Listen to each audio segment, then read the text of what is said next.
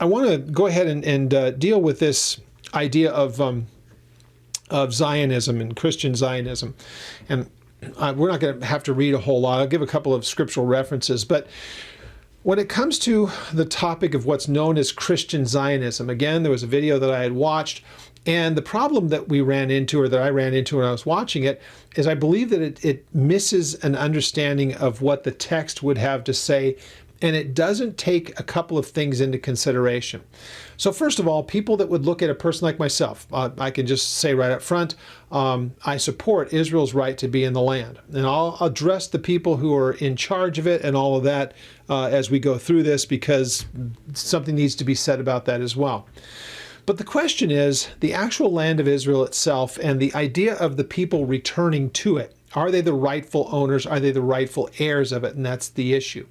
So the people who have a problem with quote-unquote Christian Zionism will look at any particular groups of people that support Israel's right, and they think that somehow we support everything that is done, and we don't have anything critical to say about any part of it. It's when you start to focus in on the individuals, on the state, how they came into being, all of those kind of things, the modern history of it, you're missing the point. So if people are trying to get upset about the interaction that there is between Jews and non-Jews in the surrounding countries, that is not even Zionism. That's not even the discussion of Zionism. Those are actually the results of the nation coming back into existence. They're going to have opposition. They've had it for thousands of years. So show me any group of people on the planet throughout all of history who have been more designated for extermination than the Jews. There isn't anyone even remotely close to them. So something big is going on. There's a spiritual side of this. So when it comes to the idea of Christian Zionism, let's dispel a few myths. The belief goes like this, that Israel doesn't really have any kind of a historical right to the land. They lived there at one time. They've got some history, but it's not really theirs to take. It's not theirs necessarily to possess. And they think that the only reason that they're there is because of something that happened from 1947 into 1948, and they declared themselves a nation. By the way, in October, when we go there, we'll be going to the place where David Ben-Gurion actually said that. It's kind of their version of an Independence Hall like we have in Philadelphia. Anyway, they will say, see, that's really where it started. And there were the Rothschilds and some others that helped them to do it. And it was really just kind of a New World Order thing. And so they dismiss it away, that it's really not a legitimate right that they have to the land. So they shouldn't be there. They're just the usurpers. They showed up and everybody was happy until they got there. Well, hate to break it. Well, no, I don't hate to break it to people. Ignorance is not a good excuse. There was a university already in place there before Israel became a nation. There was already education, people that were already living there. But the university that's there now, the oldest university, was founded in 1924. There's the first hospital that was there started out as just almost like what we would consider as a modern clinic, all the way into a major hospital, and that was in the early part of the 1800s. So long before there was even a Jewish state, there were people who wanted to be there. There's a place there known as Herzliya that we were at. We stayed there for a night when we first come into the country, but it's because of a man named Herzl. He was the man that had the vision that he wanted to have a Jewish state for the people, for the Jewish people. They've been displaced from it by his time for 1800 plus years, and he wanted to see a place that could be theirs. And so that's where the modern Zionism movement, returning to the land, and that's how he would put it, returning to land, getting them a homeland, but they recognized that that was their ancestral home. That's where the big dispute is, and as a result of that there are people that would say Israel doesn't have a right to be in the land. It's not theirs to have, it's not theirs to possess. Well, if you're a Christian and you take a step beyond that, then you're referred to as a Christian Zionist if you support the people of Israel's right to be in the land. I am what people would classify and want to label me as a Christian Zionist. I don't dispute that. I absolutely believe that they are the people who are supposed to be in the land, and here's why I believe that. Now, some people will say, well, you're twisting the Bible to say things that it doesn't. Let me first of all address the idea of the prophecy part of it. and that I see that there are some future things. Again, usually when it's said by the people who can't stand our view of it, they'll say, oh, these are the people who read that book of Revelation, and they think that Israel has to be in the land for a bunch of battles and a bunch of wars and all that other stuff. And basically that's all stuff that really got popularized in the last couple of years, or a couple of hundred years, by John Darby and Schofield and Margaret MacDonald and all that rapture stuff. That's where they just think that they can dismiss it. And they don't, when I'm talking with somebody like that, or somebody brings that up, I realize I'm not talking with a serious person. They're just repeating something that they've already heard. We'll have a short coming up shortly soon that talks about the people who were writing about the rapture well before Darby, well before the 1800s even began, before the 19th century.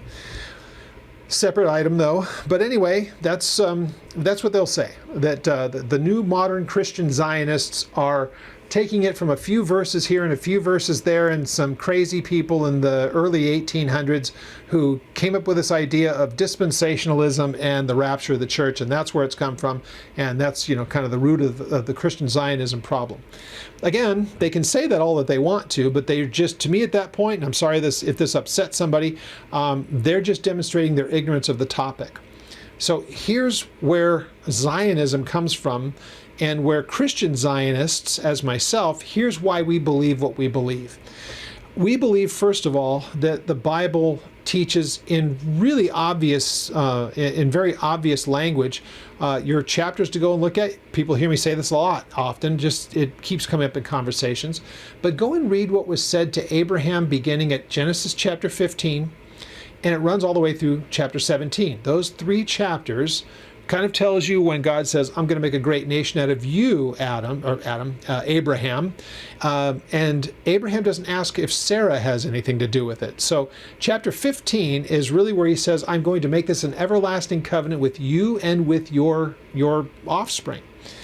Well, they both think that they're beyond childbearing years, and that's where chapter 16 comes in, and that's where the problems begin.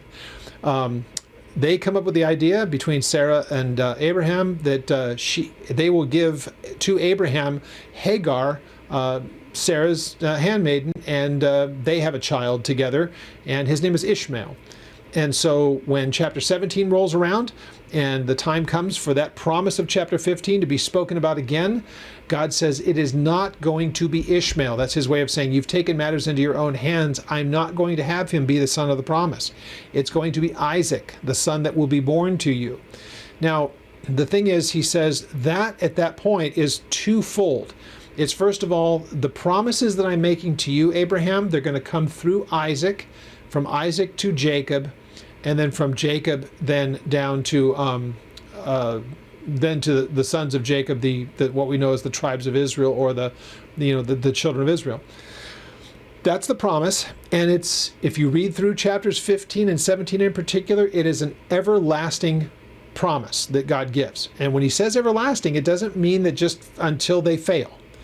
So it means it's an everlasting, and he tells them who it is through Isaac, and then also how long will it take place? It will be for everlasting.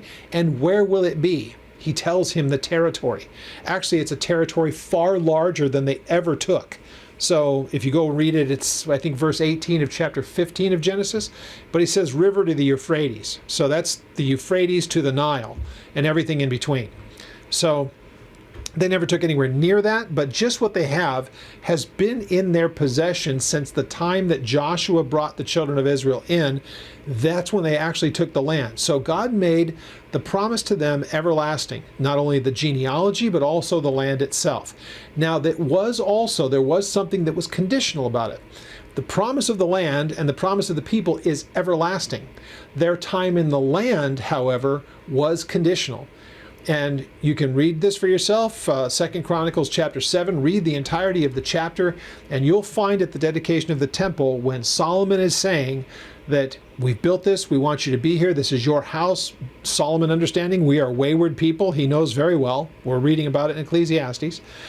But he says, if by chance we do something that provokes you and we find ourselves displaced, will you return us? And let us have this place again, and if we get our act together. So that's the promise, And God says, well, yes, my people, if they'll do this, then I'll return them. And he says that to them, but if they don't, then I'm going to remove them. I'll let them be gone from the land. Now, he didn't say that I'm going to remove them from the land forever. There's a displacement. There are so many passages that you can read, and I'll give you a couple of examples. Chapter 30 of Jeremiah is a great example of that. And he talks about in the latter days, when he's talking about what God's going to do, he says, I'm going to return both Israel and Judah to this land. Now, Israel and Judah, that's a way of identifying all of the tribes, the sons of Jacob. Israel and Judah are two of his sons. But they really represent the 12 tribes original, but then the one that is actually, there's the double part that goes to Joseph, that being Ephraim and Manasseh. So there's 13 that are actually mentioned in the land, because Joseph, one of the sons of Jacob, becomes Ephraim and Manasseh, his two sons. They both get an allotment of land. So that's what's given to them, and they are told through Jeremiah that the day is coming when God will, at some point down the road, at that, in this case, 2,600 years later, he's going to bring them back into the land, Israel and Judah. Now, the important part is that Jeremiah is talking about something that had not existed since the death of Solomon, when the nation was split into Israel and Judah, and Israel was removed by the Assyrians before Nebuchadnezzar took out the southern tribes of Judah and Benjamin.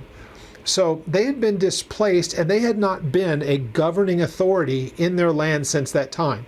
Even when they were brought back after their displacement to Babylon during the Persians, they were still displaced again by the Romans down the road. So God has never gathered them back. Israel and Judah have never been back in the land as the sovereign over their own country. They were always a vassal state of someone else, whether it was the Babylon, or not the Babylonians, but whether it was the Persians or whether it was the Greeks or the Romans. They were always there under the being just kind of a far-flung region of a great empire elsewhere in the world. In our modern times, last century, they came back into the land, and they are now sovereign over their own country. Are they walking with God? Not yet.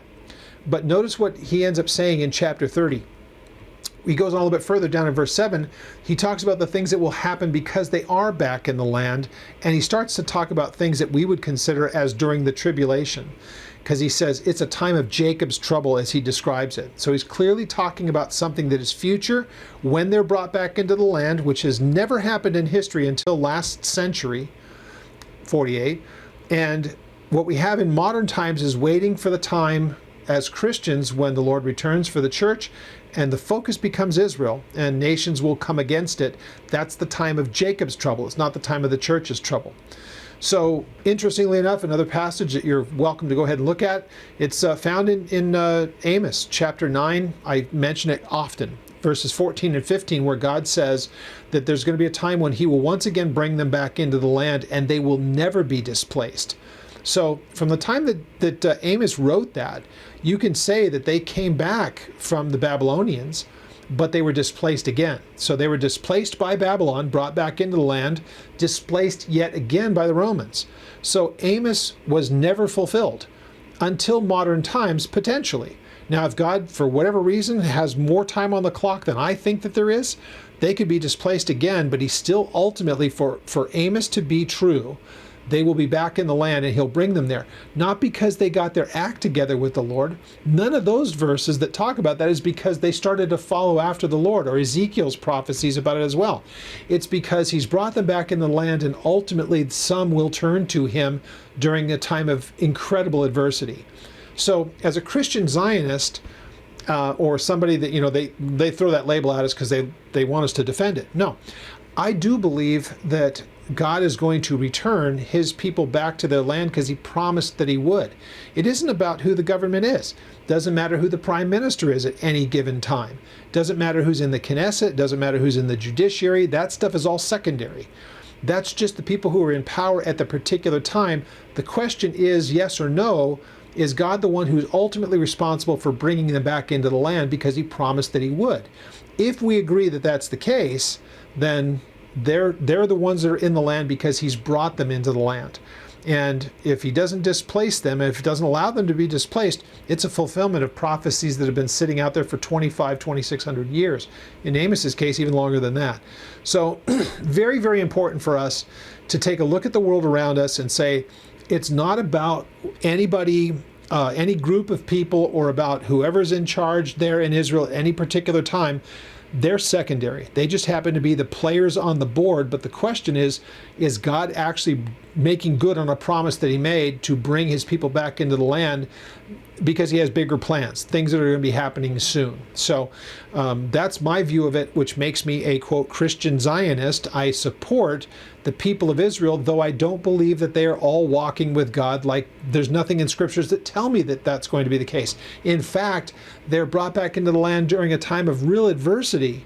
And it's been that way since they've come back in the land. It's always some state of war. The day will come when many will turn to the God of their heritage. The scripture talks about that as well. So that's where we are in the timeline. It's why I have no problem supporting them.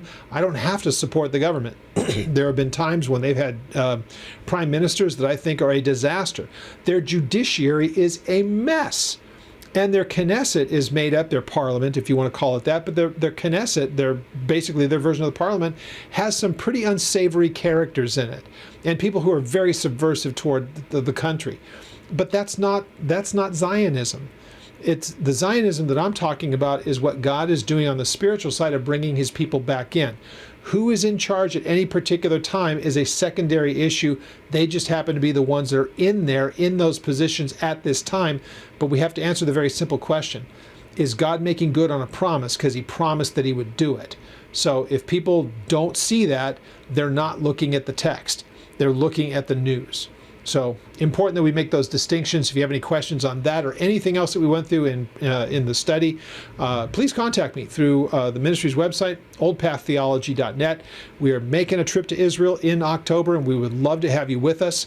We leave on the 20th if you'd like details about that. Again, oldpaththeology.net. Send me an email, and I'll be happy to send you the details on that or answer any of your questions.